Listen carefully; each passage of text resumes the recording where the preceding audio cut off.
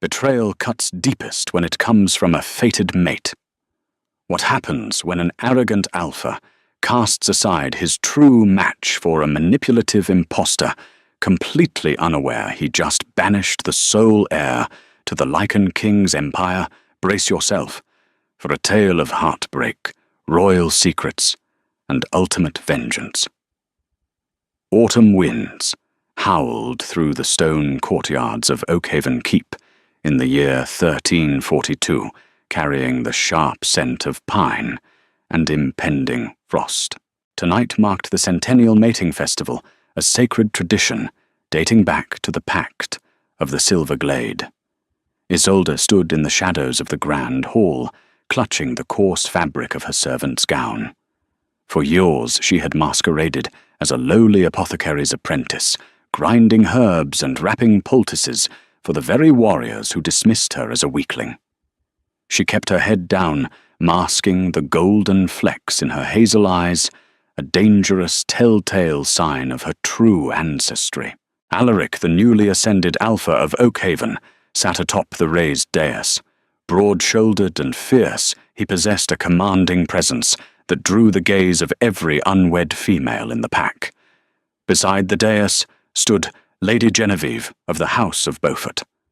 Genevieve was everything Isolde was not, draped in velvet, dripping in inherited jewels and radiating the domineering aura of a high-born noblewoman. Genevieve had spent the last 2 years weaving herself into Alaric's inner circle, whispering sweet promises of military alliances and political dominance. Midnight struck.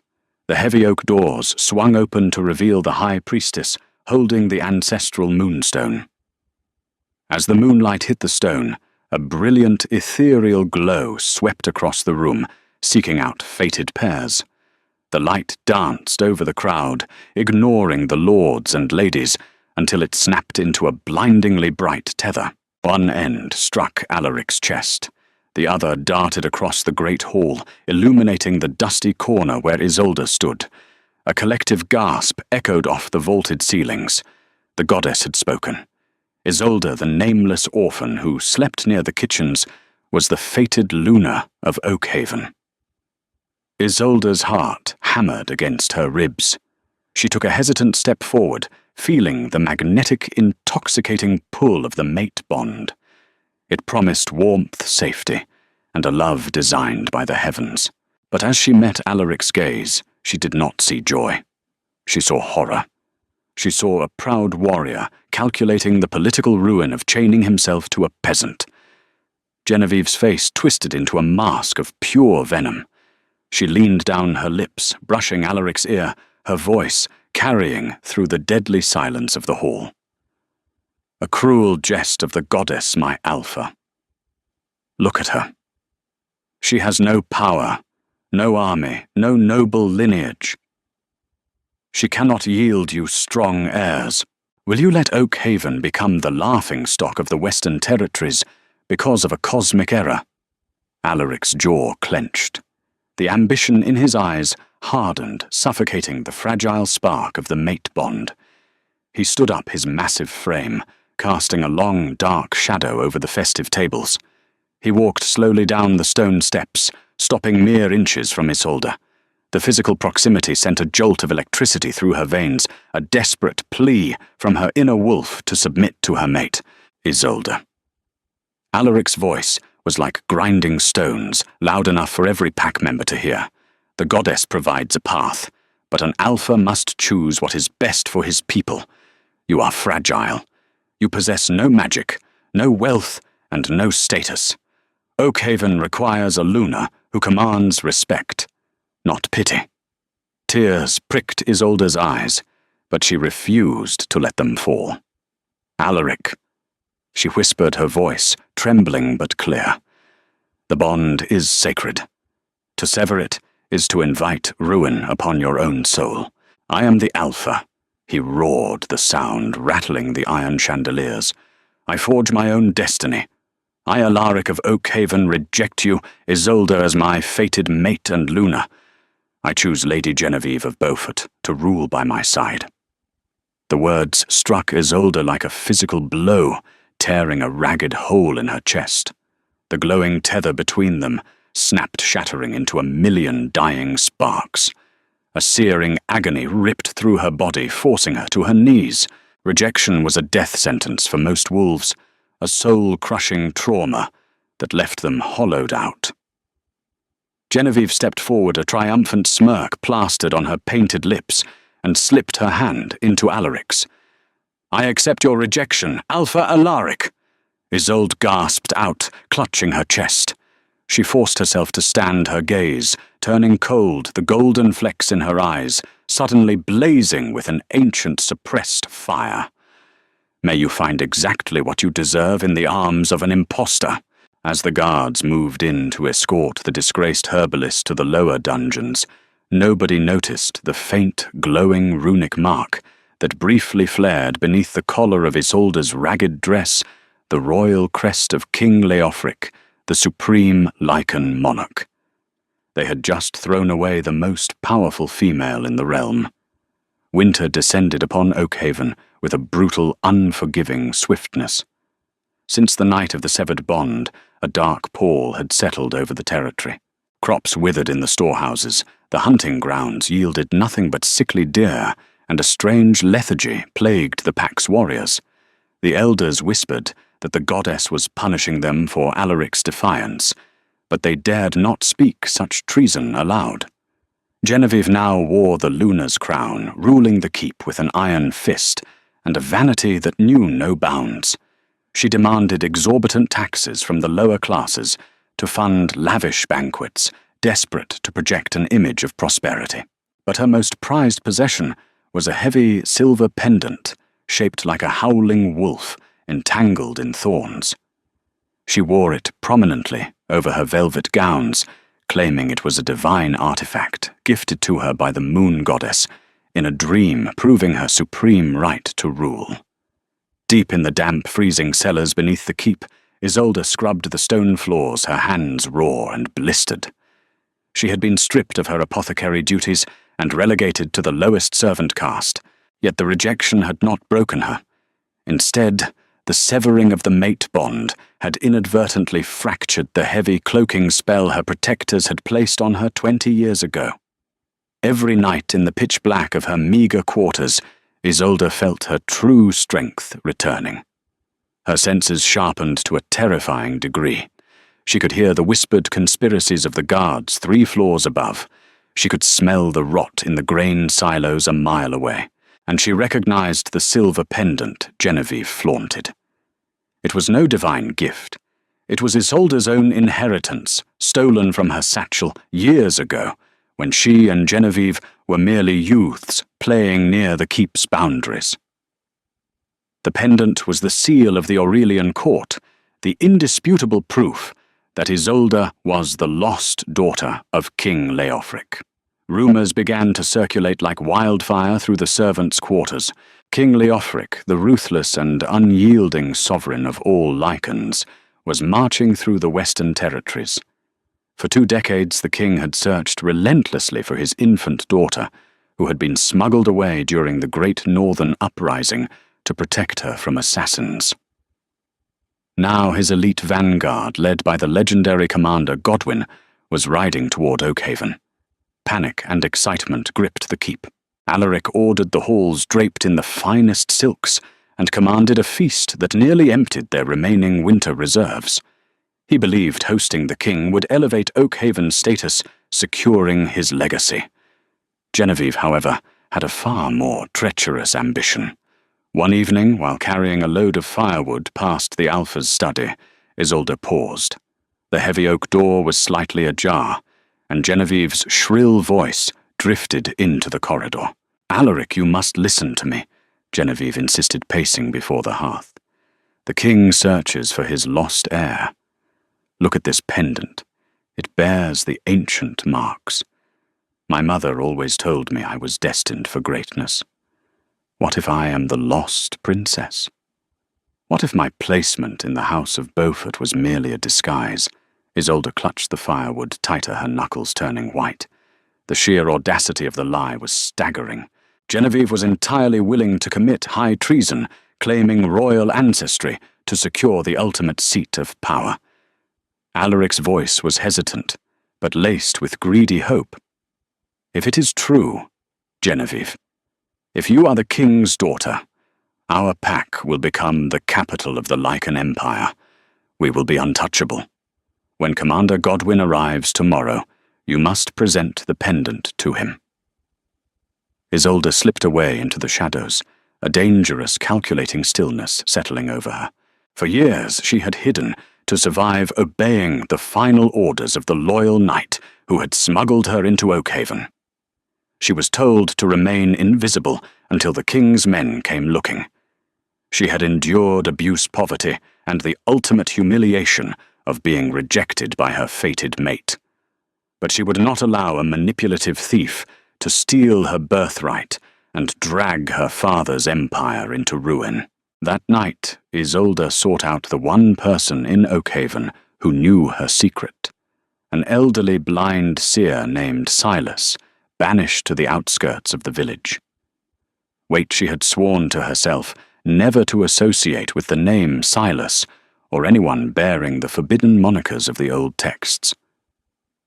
She redirected her path to the damp cavern at the edge of the woods, seeking out old Master Bartholomew, the former pack historian, who had gone half-mad studying ancient lineages.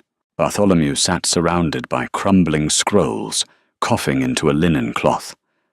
When Isolde entered, he didn't look up, but he sniffed the air, his milky eyes widening in sudden, terrified reverence. The scent of the winter rose and crushed iron. Bartholomew whispered, his hands trembling as he reached out. The royal vitality. It is no longer masked. The true heir has awoken. Genevieve plans to present my mother's pendant to Commander Godwin tomorrow, Isolde said, her voice echoing with an unnatural commanding resonance that forced the old wolf to bare his neck in submission. She intends to claim the throne. That pendant is bound to your life force. Princess Bartholomew rasped, falling to his knees. In the hands of an impostor, it is merely cold silver. But if the king's vanguard sees it, they may take her to the capital before the truth is revealed. You must stop her. I will not stop her, Isolde said, a dark, predatory smile curving her lips. The meek servant was dead. The Alpha Princess had finally risen. I will let her present it. I will let Alaric stake his entire life and reputation on her lie. And when the vanguard demands proof of her royal nature, I will tear her illusion to the ground. Trumpets shattered the freezing morning silence, their brassy notes echoing off the frost-covered peaks surrounding Oakhaven. The ground itself seemed to tremble beneath the synchronized thundering hooves of heavy war horses. King Leofric's vanguard had arrived, an awe-inspiring procession of the realm's most lethal warriors, clad in dark steel armor, bearing the crest of the roaring crowned wolf. Commander Godwin rode at the front of the column, a massive, battle-scarred Lycan, whose mere gaze could force a lesser wolf into submission. Flanking him was Lord Reginald of the Western Marches, the king's chief inquisitor, a man infamous for unearthing conspiracies that threatened the crown. They halted in the center of the grand courtyard, the steam from their horses' breath rising like smoke in the frigid air. Alaric stood on the stone steps of the keep, desperate to project the image of a powerful, prosperous alpha. He wore his finest furs, his chest puffed out, though a bead of nervous sweat rolled down his temple. Beside him, Genevieve was a vision of excessive arrogance. She wore a gown of midnight blue velvet, completely inappropriate for the harsh winter morning, but perfectly designed to show off the heavy silver pendant resting against her collarbone. Hidden among the terrified servants kneeling along the courtyard walls, Isolde watched. Her heart beat with a slow, rhythmic calm that frightened her. The agonizing ache of the rejected mate bond was completely gone, replaced by a surging ancient power that demanded release. She kept her eyes lowered, not out of fear, but to hide the blinding golden luminescence that now permanently bled into her irises. Commander Godwin dismounted his heavy boots, crunching loudly against the frost. He did not bow. Alaric stepped forward, offering a stiff nod. "Welcome to Oakhaven, Commander Godwin. We are honored to host the King's vanguard. Our hearths are warm and our tables are full." Godwin's piercing grey eyes swept over Alaric, unimpressed. "We do not come for hospitality, Alpha Alaric. We come on the King's business. For 2 decades we have scoured the provinces for the lost heir of the Aurelian court. We have reason to believe she was hidden somewhere within these northern borders." Genevieve took a step forward, her chin tilted high. "Perhaps, Commander, your search has finally come to an end." Godwin's gaze snapped to her. He was silent for a long, suffocating moment before his eyes locked onto the silver pendant hanging from her neck. Lord Reginald, standing just behind Godwin, inhaled sharply, his hand instinctively dropping to the hilt of his sword. "Where did you get that?" Godwin's voice was dangerously quiet, rumbling like a distant avalanche. Genevieve offered a sickeningly sweet smile, feigning royal grace. "It has been with me since I was an infant commander. I was raised as Lady Genevieve of the House of Beaufort, but my mother confessed on her deathbed that I was special. This pendant is my birthright. It came to me in dreams, guided by the moon goddess herself, proving that I am the lost daughter of King Leofric." Alaric stepped closer to her, puffed up with sudden foolish pride. "I chose her as my Luna because I sensed her undeniable greatness. Oakhaven stands ready to serve the true royal bloodline, Commander." A tense silence stretched across the courtyard. The vanguard soldiers did not cheer. They did not kneel. Instead, they tightened their grips on their weapons. Godwin slowly reached out his gauntlet-clad fingers, hovering inches from the pendant. "The seal of the Aurelian court." Godwin murmured, his eyes narrowing. "Forged by the first Lycan king, bound by ancient blood magic. It is said that in the hands of the true heir, the silver sings with the power of the ancestors. In the hands of a deceiver, however, it is an anchor of death." Genevieve's confident smile faltered slightly. "I assure you, Commander, I am the heir." "Then you will not object to the trial of ancestral flame," Godwin stated, stepping back. He gestured to Lord Reginald. "Bring forth the king's embers." Reginald brought forward a small iron lockbox. He opened it to reveal a bed of glowing white-hot coals from the sacred fires of the capital. The true royal bloodline is immune to the sacred fire. Reginald proclaimed, his voice echoing across the courtyard. "If you are King Leofric's daughter, the fire will recognize you. It will heal, not harm. Take off the pendant, Lady Genevieve, and place it into the embers. Then retrieve it with your bare hand." Panic, raw and unfiltered, flashed across Genevieve's face. She looked at Alaric, her eyes wide with terror.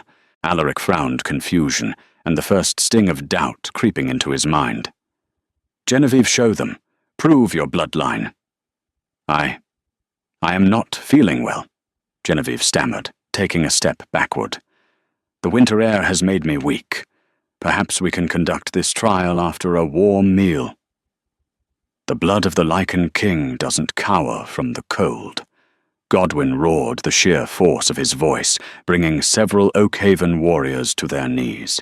"Take off the pendant and face the fire, or be executed on the spot for high treason." Trembling violently, Genevieve unclasped the heavy silver necklace. She approached the iron box, the intense heat radiating against her face. She hesitated, tears of genuine terror welling in her eyes. "Do it!" Alaric shouted, desperate to salvage his political gamble. With a choked sob, Genevieve dropped the pendant into the white-hot coals. It sat there lifeless and grey, rapidly heating up. She reached her hand forward, hovering over the embers.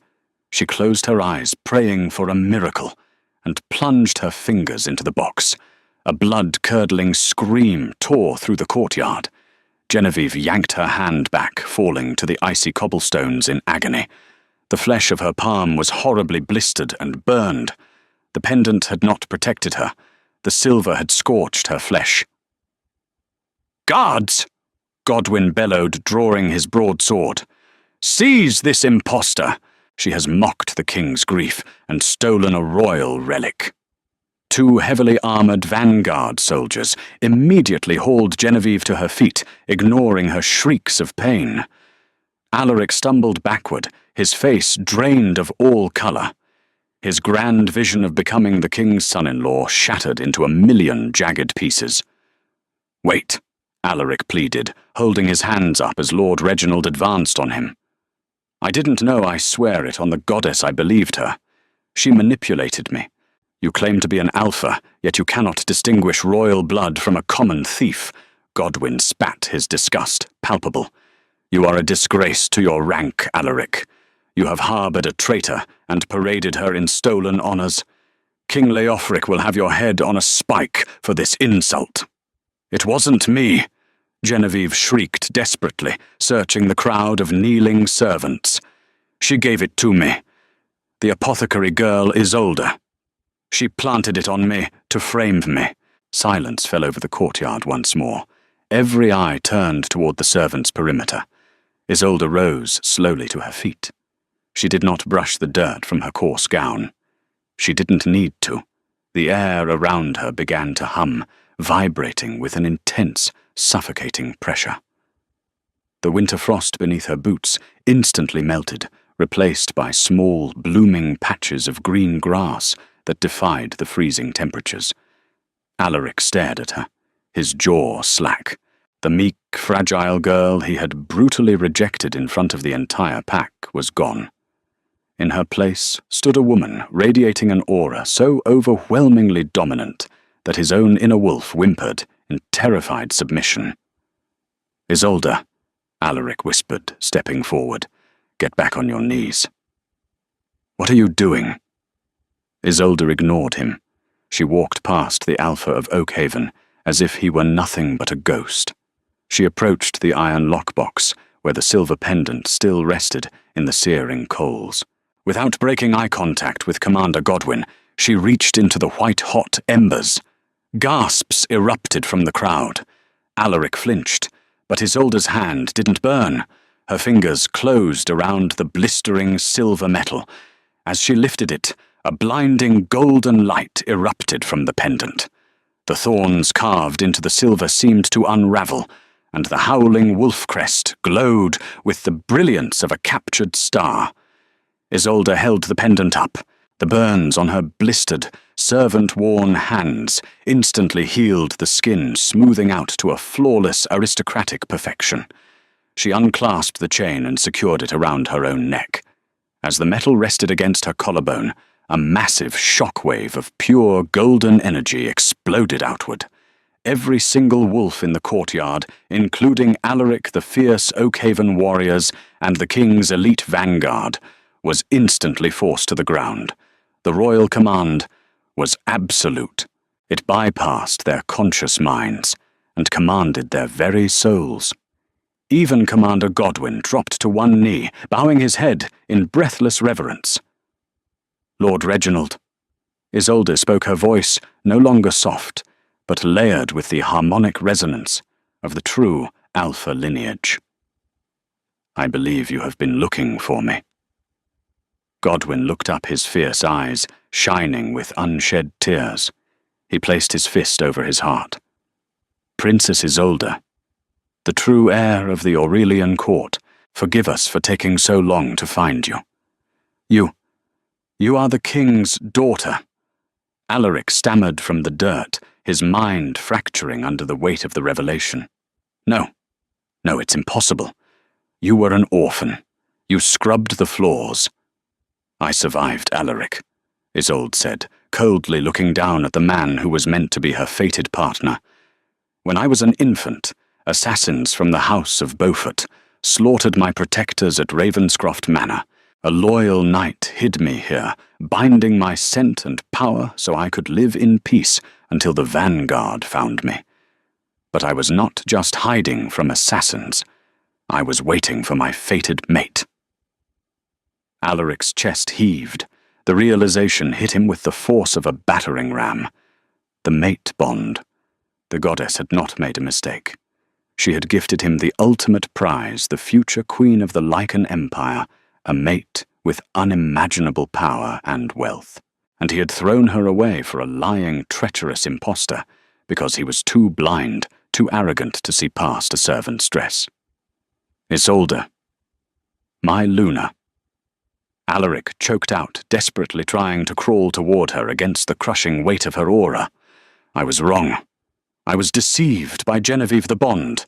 We can repair the bond. I am your fated mate. You severed our bond, Alaric. Isolde said, her tone devoid of any pity. You rejected me because I lacked power and status. You wanted a Luna who commanded respect, not pity. Tell me, Alpha Alaric, do you pity me now? Please, he begged, tears streaming down his face as the sheer magnitude of his loss destroyed his pride. I love you. I always felt the pull. Forgive me. A king's daughter does not beg, and a queen does not accept scraps from a coward. Isolde declared, her voice ringing off the stone walls. You are unworthy of the Alpha title. Your ambition blinded you to treason, and your cruelty blinded you to destiny. She turned her gaze to the whimpering Genevieve. And you. Your family tried to end my bloodline at Ravenscroft, and you tried to steal my crown. Lord Reginald, take Lady Genevieve to the capital's deepest dungeons. Let my father decide her fate. No, have mercy, Genevieve screamed, as the guards dragged her away, her ruined hand dripping blood onto the snow. Isolde turned back to Alaric. By the power of the Aurelian court, I strip you of your rank, Alaric of Oakhaven. You will live the rest of your days as an Omega exiled to the very borderlands, where you sent your sick and elderly. Let the harsh winters teach you the humility you so desperately lack. Alaric collapsed, entirely sobbing into the frost as his alpha status was magically and brutally ripped from his spirit by her royal decree. Isolde looked toward the crowd, locking eyes with Master Bartholomew, who knelt with trembling reverence. Master Bartholomew, you are the only wolf in this keep who respected the old ways and saw the truth. Rise. You are hereby appointed the new Alpha of Oakhaven. Govern with wisdom, not vanity. The old wolf wept as he stood, bowing deeply. I will serve you until my dying breath, my queen. Isolde turned her back on Oakhaven, the keep that had been her prison and her crucible. Commander Godwin brought forward a magnificent, snow-white war-horse adorned in royal armor. He held the reins for her, his eyes blazing with fierce protective pride. As Isolde mounted the steed, she did not look back at the broken, sobbing man who had thrown away the stars to hold a fistful of dirt. She rode out of the courtyard, surrounded by the elite vanguard, heading south toward the capital. The lost treasure of the Lycan King had finally been found, and the realm would never be the same again. Are you obsessed with this dramatic tale of royal secrets, brutal rejection, and ultimate karma?